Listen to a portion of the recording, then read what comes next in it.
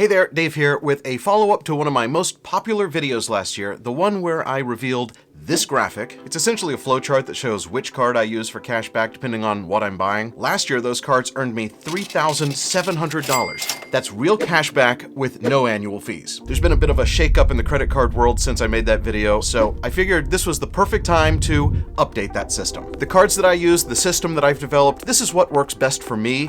This year, more than ever, that specific system might not be what works best for you, but I still think it's an excellent framework and, more importantly, a way of thinking.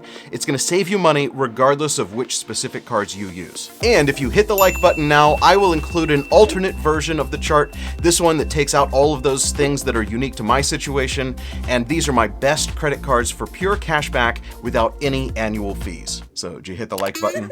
Cool, thanks. Really, that and leaving a comment are the two things that help me get this video out to more people. And if you're not subscribed to the channel and you haven't hit the bell, those are the two things that help you know when I make a video. I don't make these videos every day, but when I do, I try to make sure they're jam-packed with the best information possible. So I cashed out over $3,700 at the end of last year. I showed you guys the whole process. There are credit card gurus out there who will tell you that if I was able to earn that much in pure cash back, I could have done way better by collecting points and transferring to this or multiplying with that. I'm not so sure, and that's certainly not something that I would recommend for most people. So let's jump right in and talk about my new updated chart for 2020, and I will have those time codes for you to jump to in the description, so you can go back and grab your screenshots at the end. Should we jump into this chart? Where am I? You'll see that I've simplified the flow part of this flow chart. That's because 3 of the cards don't actually get a spot in my wallet. They're just set up as my default payment options. First, the Chase Amazon Prime card. That's in my Amazon account for 5% cash back on purchases. I buy more on Amazon than I care to admit. Although some of you in the comments figured out exactly how much I spent on Amazon in 2019. Such a weird thing, thinking people know that about you. I've also set this card up in Apple Pay. If I happen to be shopping at Whole Foods, I also get 5% cash back there. And speaking of Apple Pay, the next card is the Apple card. And again, I don't carry this one. I plan to only use this for Apple purchases. I mean, I have used Apple Pay for 2% a few times instead of the Citi Double Cash card. But with the Apple card, you get 3% on all Apple products and services, hardware like MacBooks and iPhones, services like iCloud and Apple TV, even payments for the iPhone upgrade program. You can set up all of those to auto pay from the Apple card, and you'll get a notification when those charges go through. The 3% cash back goes right into your Apple wallet. Which reminds me, I forgot to redeem my Apple Cash when I made the video redeeming everything last year. I have $231.52 right now. I should cash that out, and maybe I should make some crazy investment with it. If you think it's a good idea, let me know in the comments. Next up, a blast from the past. This is the Uber Visa card from Barclays Bank. It's a card I used a ton the last couple of years. Last year, it was a fantastic card. Now, instead of cash, you only get Uber credits. I do use Uber. Uber rides are their top earning category now. That's 5% Uber credit back. So this card's no longer in my wallet, but it is saved in my Uber account as the default payment method there. So those are my default cards. I set it and forget it. I probably do spend more money at Amazon and Apple and Uber than most people, but think about where you spend money regularly. Do they have a card with 3 to 5% cash back? Stores like Target do. The Target Red Card gives you 5% cash back and some other perks. There's no fee on that card, so if you shop at Target a lot, that might make sense. I think Walmart has a card too through Capital One with 5% back, but I think that is just in the first year. Anyway, if you spend a lot in a particular store or in a particular category like gas or groceries, you might want to get a card with no annual fee and as much cash back as they'll give you. So now onto the flow part of the flow chart. It's new and improved for 2020, more streamlined than ever, and I'm actually going to start with the alternate version because it's way more simple. No fees, no special thresholds, nothing to qualify for. It's based around a card that I've been telling everyone to replace their Uber card with, and there's only one question in the flowchart box, and that's, are you spending at a restaurant, a bar, a gas station? Is it travel, which includes air, hotel, transit, or is it a streaming service? If yes to any of those, use the Propel American Express card from Wells Fargo. The card has no annual fee, it's 3% cash back in a ton of useful categories. All of the other cards that I considered with similar rewards were each missing something. This one seems to have it all. I'm still waiting for Megan to get this card, so I'll have some first-hand experience with it. I've never had a Wells Fargo card or bank account, which, by the way, you don't actually need a Wells Fargo account in order to get this card. There was some discussion about that in the comments. I do read every comment and try to respond to all of them. Are you paying attention? So in this super simple simple alternate flowchart, if you're not spending in one of those categories, you should use a 2% cashback card, and there are a few of those to choose from. I've used the Citi Double Cash card for years. I haven't really had a reason to try these other cards, and there are way more than these. The PayPal card is actually issued by Synchrony. I don't know how to say it. They're the people who issue a ton of those store-branded cards. You might have experience with them, good or bad. It seems to have a nice integration with PayPal for cashing in your cash back, and the Fidelity card actually does require you to have a Fidelity account. These are just a few. You should be getting at least 2% back on everything you buy with a credit card. So grab your screenshot now. This is a great set of cards for between 2 and 5% cash back, all with no annual fee. Got it?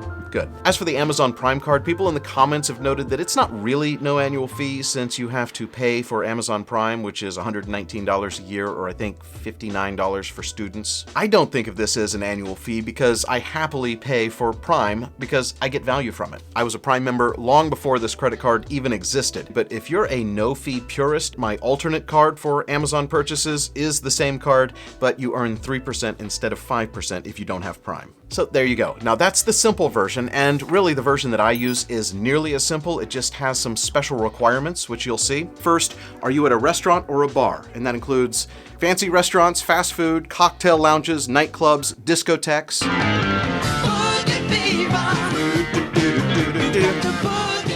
It says it right in the app. So if you are at a restaurant or bar, are you in the United States? If yes, then you reach for the Bank of America Cash Rewards card. It's 5.25% cash back with a bit of a complex way of getting there. This card is 3% cash back in the category that you choose. For me, that's restaurants, but there are a bunch of no-fee cards out there with 3% cash back at restaurants. How did I get to 5.25%? One of the most underappreciated programs for credit cards is the Bank of America Preferred Rewards program. If you qualify, you'll earn 25 to 75% more cash back. You qualify for the program automatically based on how much money you have in your Bank of America account, and that includes investment accounts. If you have $20,000, you're gold. If you have $50,000, you're platinum, and at $100,000, you're platinum honors. You qualify if your average combined balance is at one of those levels for 3 months, and then you stay at that level for a year, even if you go below. Anyway, that's why we needed to veer into an alternate 1985. First person who comments what that's in reference to, I will send you something. I made the alternate version of the flowchart because this card's not for everyone, but I still think it's worth learning about because it might make sense for you depending on your situation. I'm gonna do my math. At the gold level, a 25% rewards bonus makes 3% become 3.75%, which beats all of the other no annual fee cards that I've found. Platinum has a 50% bonus, so 3% becomes 4.5%, which is really good, better than the old Uber card. And Platinum Honors has a 75% bonus, so 3% becomes 5.25%, which is amazing. There is a cap on earnings. You'll earn the 3% on the first $2,500 you spend in the category, which should be fine for me, but if I find myself going over that cap, I might just get another one of these cards. In fact, these are the categories you can choose from. Restaurants is really the only one that I spend in, but if I drove more, I'd probably get another card just for gas. This card does have a 3% foreign transaction fee. That's why the chart asks the question, are you in the US? If you're not in the US, I have a different card that gives 3.5% cash back at restaurants when traveling abroad. It's another card from Bank of America. It's a new one for me. They are really killing it for cash back, primarily if you qualify for that Platinum Honors level.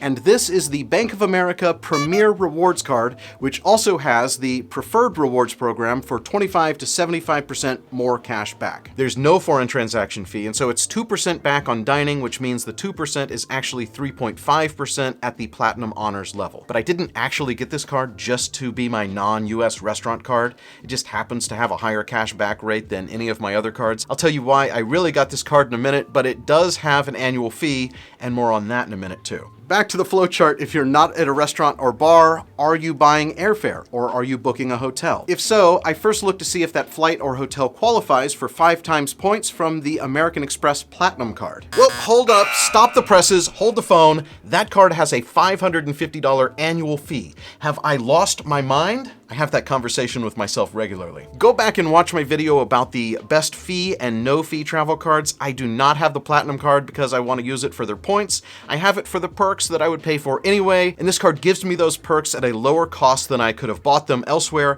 but as long as I have the card, I might as well see if it happens to have a flight or hotel where I would earn 5 times points. Sometimes the Platinum card's international airline program actually does come up with a better fare, and because this is the Schwab version of the card, those points can be redeemed for cash cash at a higher than normal rate of 1.25 cents per point, making the flights and hotels 6.25% cash back. The catch? Only flights booked directly with the airlines or on Amex Travel qualify. And for hotels, it's only Amex Travel bookings, no Expedia, no Airbnb, no booking with the hotel directly. So I shop around, and if the price for the flight or hotel makes sense, I'll use the card for 6.25% cash back. If not, I use the Bank of America Premier Rewards card. This is the real reason that I got this card. With the Platinum Honors level, that preferred rewards card is 3.5% cash back on travel, and that's all kinds of travel with no limits on cash back. Just look at this list of things that count as travel. If I could remember everything on this list, I would make a point of using this card for parking lots and tolls and art galleries and carnivals. Anyway, there aren't many cards with 3.5% cash back on a broad range of travel and restaurants with no foreign transaction fee, and some decent travel protection too. Trip delay, trip cancellation, lost or delayed baggage, that sort of thing. Unfortunately, it also has an annual fee, but this one is only $95 a year, and the sign-up bonus is insane. It's $500 when you spend $3,000, but that $500 also qualifies for the preferred rewards multiplier. So at the Platinum Honors level, it's actually $875, which I will gladly take and have no shame in because they've given me 9 years of annual fee upfront. Oh, and this card also has the $100 airline incidental credit every year. If you've watched my videos, you know that I don't put much value in that because I'm unlikely to actually get anything from it, but there are some very recent reports online about actually getting the credit when you buy an e-gift card from American Airlines, so maybe I'll put that to the test. I'll tweet whether that worked or not, so follow me on Twitter for random info like that. So now back to the flowchart. If you're not at a restaurant or bar and you're not buying airfare or parking or carnival rides, which card will I use for everything else? I have used the Citi Double Cash Card for 2% back in that everything else category for years, but this year I'm switching to the Bank of America Premier Rewards Card.